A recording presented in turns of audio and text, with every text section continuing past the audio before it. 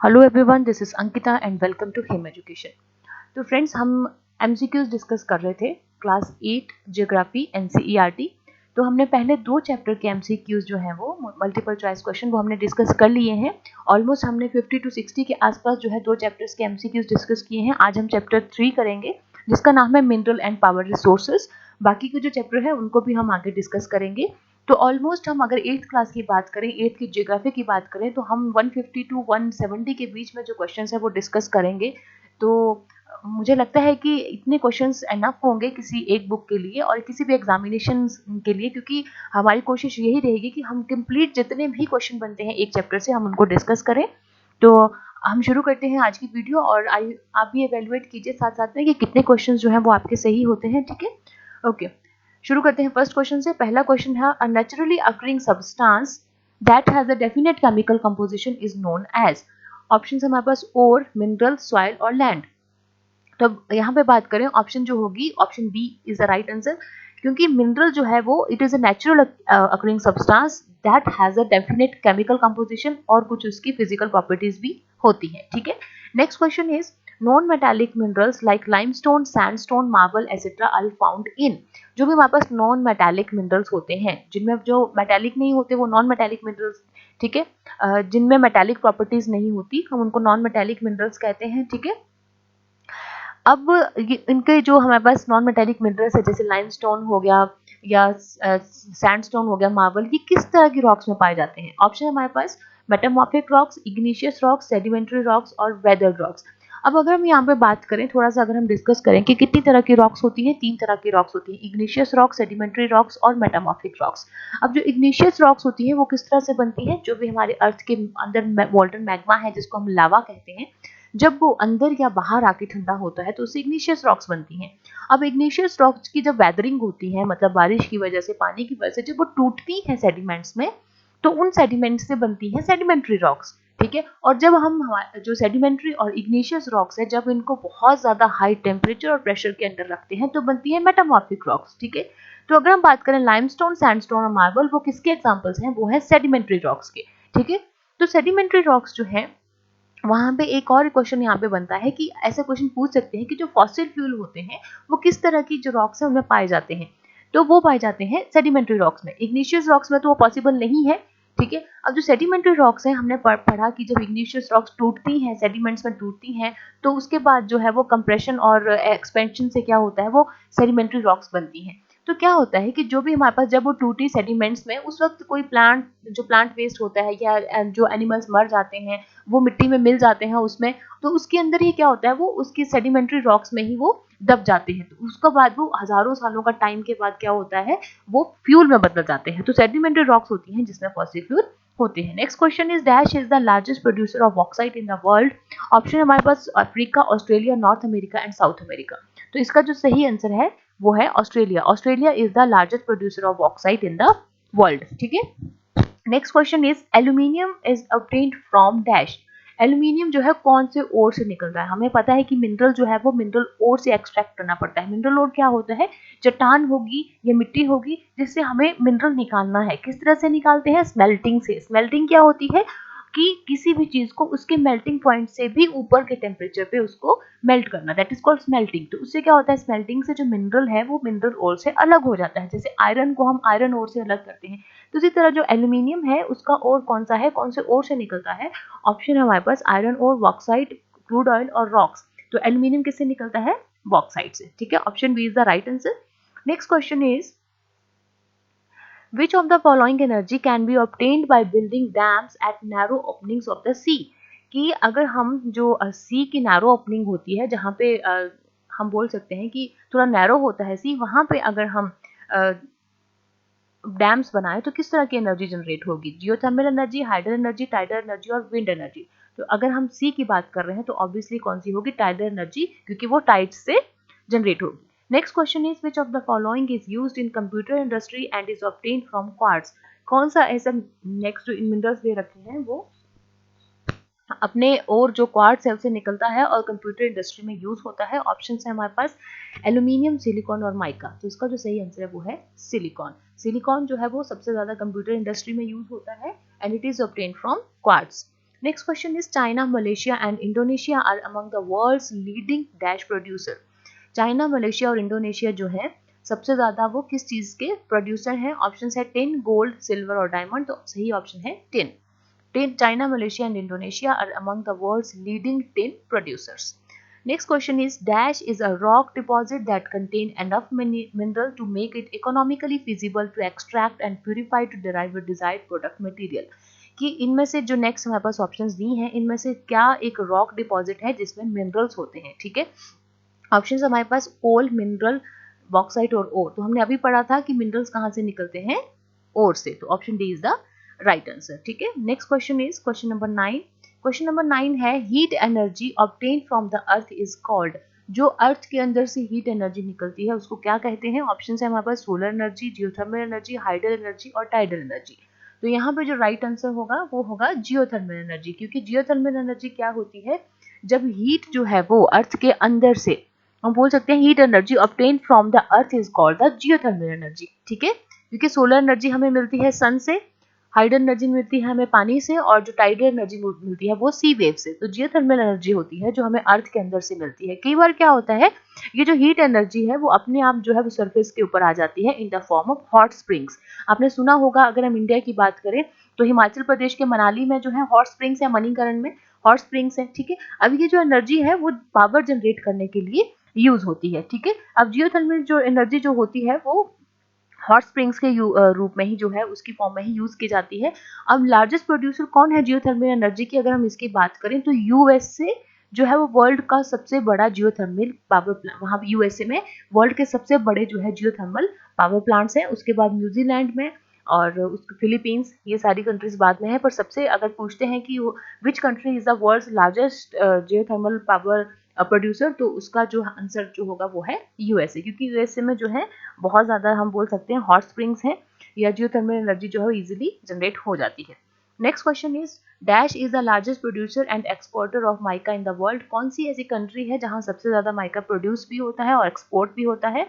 Options हैं Brazil, America, India और Antarctica. तो सही ऑप्शन है इंडिया।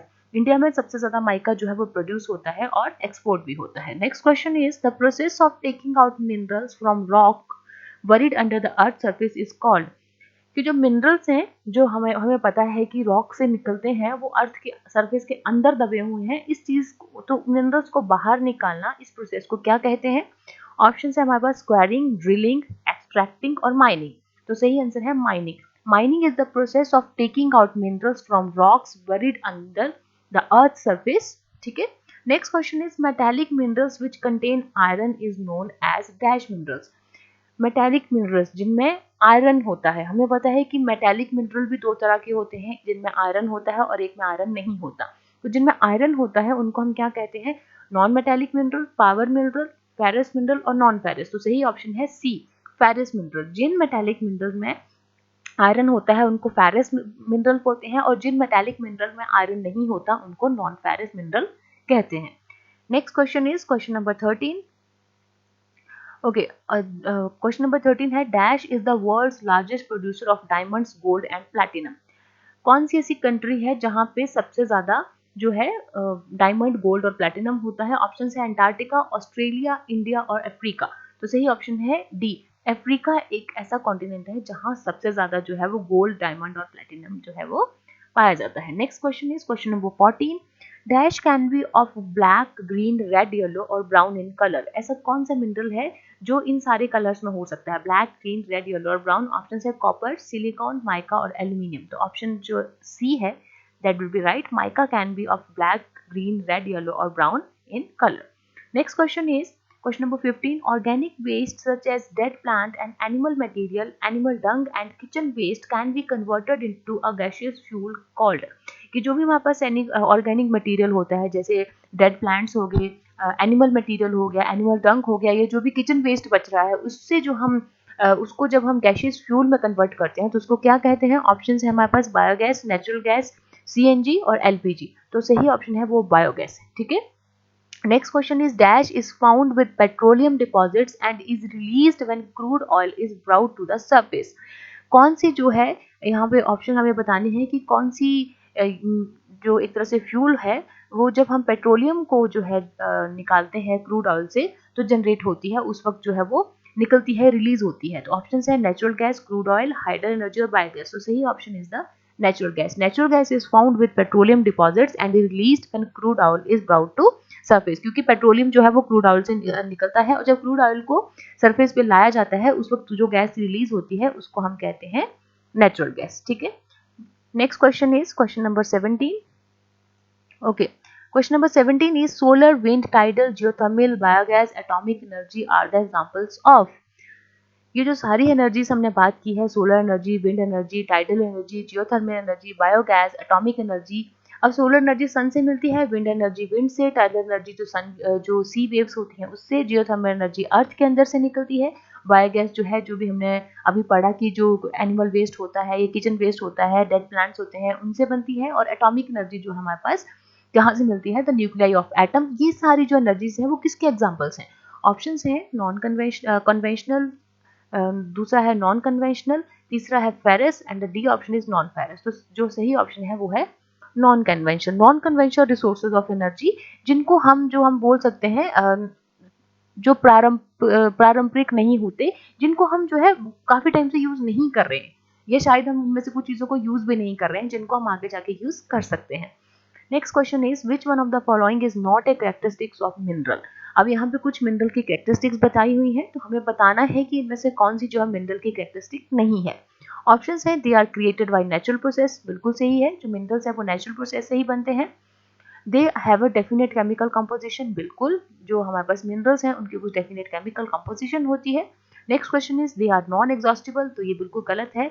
तो इस क्वेश्चन के हिसाब से ऑप्शन सी होगा, क्योंकि ये एग्जॉस्टिबल होते हैं, ये खत्म हो सकते हैं। Next question is they are unevenly distributed, बिल्कुल सही है, ये डिपेंड करते हैं रिलीफ के ऊपर, एल्टीट्यूड के ऊपर, क्लाइमेट के ऊपर, तो ये अनइवनली डिस्ट्रीब्यूटेड है। ठीक है, question number 19, minerals that lie near the earth surface are simply dug out by the process known as, कि जो हमारे पास बिल्कुल अर्थ के सरफेस के पास होते हैं मिनरल्स, उनको कौन से प्रोसेस जो है वो किस प्रोसेस से जो है खोद के निकालते हैं। ऑप्शंस है हमारे पास squaring, drilling, open cast mining और शाफ्ट माइनिंग। तो इसका जो सही आंसर है वो है quarrying. Minerals that lie near the surface are simply dug out by the process known as quarrying. ठीक है, next question is dash is obtained from energy stored in the nuclei of atom of naturally occurring radioactive elements like uranium and thorium।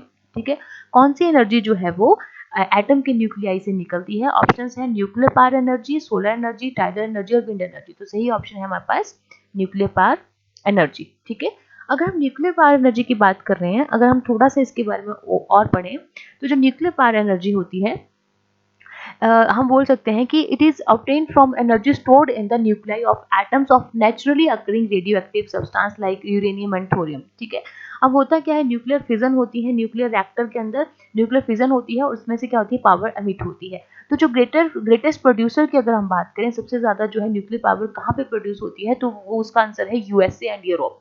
USA and Europe में सबसे ज्यादा जो है these are the greatest producer of nuclear power. अगर हम India की बात करें तो राजस्थान और झारखंड, इंडिया की अगर हम बात कर रहे हैं, राजस्थान और जो झारखंड है वहाँ पे है लार्ज डिपॉजिट ऑफ यूरेनियम, और थोरियम जो है वो कहाँ मिलता है, it is found in the large quantities in the monazite Sands of Kerala. Kerala का जो मोनोजाइट सैंड है वहाँ पे थोरियम मिलता है, कहाँ पे, इंडिया में। ठीक है, तो अगर हम न्यूक्लियर पावर स्टेशन की बात करें कि इंडिया में कहाँ पे है न्यूक्लियर पावर स्टेशन, हम ये वाला क्वेश्चन डिस्कस कर रहे थे, क्वेश्चन 20। तो न्यूक्लियर पावर स्टेशन कहाँ पे है इंडिया में, इंपॉर्टेंट है ये। तो ये तमिलनाडु में है, तमिलनाडु के कल्पाकम में। ठीक है, और महाराष्ट्र के तारापुर में, और राजस्थान, जो राजस्थान की कोटा जगह है वहाँ पे राणा प्रताप सागर है कोटा में, वहाँ पे, और Narora in Uttar Pradesh and Kaiga in Karnataka. मैं एक बार फिर से रिपीट कर देती हूँ कि जो न्यूक्लियर पावर स्टेशन है इंडिया में वो कहाँ कहाँ है। These are located in Tamil Nadu के कल्पाकम में, और महाराष्ट्र के तारापुर में, Rana Pratap Sagar near Kota in Rajasthan, Narora in Uttar Pradesh and Kaiga in Karnataka. ठीक है, next question is which of the following state is not the producer of mica. कि अगर हम इंडियन स्टेट्स की बात करें तो कौन सी स्टेट में जो है माइका नहीं होता। ऑप्शंस है हमारे पास झारखंड, राजस्थान, कर्नाटका एंड आंध्र प्रदेश। तो सही ऑप्शन है कर्नाटका। कर्नाटका में जो है वो माइका प्रोड्यूस नहीं होता। Next question is which of the following is the leading producer of copper in the world. कौन सी ऐसी कंट्री है जहां सबसे ज्यादा कॉपर प्रोड्यूस होता है? ऑप्शन है बोलीविया, चिली, घना और जिम्बाब्वे। तो सही आंसर जो है वो ऑप्शन बी चिली, जो जो हमारे पास हम बोल सकते हैं it is a leading producer of copper in the world. Next question is in which of the following country the first tidal energy station was built. कौन सी कंट्री में सबसे पहला जो टाइडल एनर्जी स्टेशन है वो बना था? ऑप्शन है नॉर्वे, यूएसए, नीदरलैंड्स और फ्रांस। ठीक है, तो फर्स्ट टाइडल एनर्जी स्टेशन जो बना था वो सबसे पहले बना था फ्रांस में, तो option D is the right answer. Next question is which of the following country was the first country to develop hydro electricity. कौन सी ऐसी कंट्री है जहां सबसे पहले जो है वो हाइड्रो इलेक्ट्रिसिटी जो है वो डेवलप की गई थी? ऑप्शन की अगर हम बात करें, ऑप्शन है हमारे पास Norway, Scotland, China and France. तो सही ऑप्शन कौन सी है यहाँ पे? Norway. Norway was the first country in the world to develop hydro electricity. ठीक है, Norway is the right answer. Last question है हमारे पास क्वेश्चन नंबर 25। अगर हम इसकी बात करें, okay, which of the following state has deposits of gold in the world, और इन इंडिया, इंडिया में कौन सी स्टेट में जो है गोल्ड के डिपॉजिट मिलते हैं? ऑप्शन है हमारे पास Kolar in Karnataka, Nagercoil in Tamil Nadu, Mumbai in Maharashtra, none of the above. तो ऑप्शन जो है कौन सी सही है इसमें? Option A, option A is the right answer. Karnataka के जो कोलर जगह है वहां पे गोल्ड के डिपॉजिट्स पाए जाते हैं। तो गाइज ये थे कुछ 25 क्वेश्चंस। मेरी पूरी कोशिश थी कि जितने भी पॉसिबल क्वेश्चंस बन सकते हैं उसके ऊपर मैंने वीडियो बनाई है ये, और अगर बाकी की जो इन्फॉर्मेशन थी वो मैंने क्वेश्चन के साथ साथ जो है वो दे दी है। आई होप आपको ये वीडियो अच्छी लगी। और बाकी के जो चैप्टर्स बचते हैं, कुल आई थिंक अबाउट 6 चैप्टर हैं क्लास 8 की ज्योग्राफी में, तो 3 चैप्टर हमने कर लिए हैं, 3 जो है उनको भी हम डिस्कस कर लेंगे आने वाली वीडियोस में। तो अगर आपको ये वीडियो अच्छी लगी तो आप मुझे कमेंट बॉक्स में बताइए, और अगर आप चाहते हैं कि आपको मेरी आने वाली वीडियोस की नोटिफिकेशन मिले तो आप मेरे चैनल को सब्सक्राइब कीजिए, लाइक कीजिए और शेयर कीजिए। Thank you so much. Stay healthy, stay safe.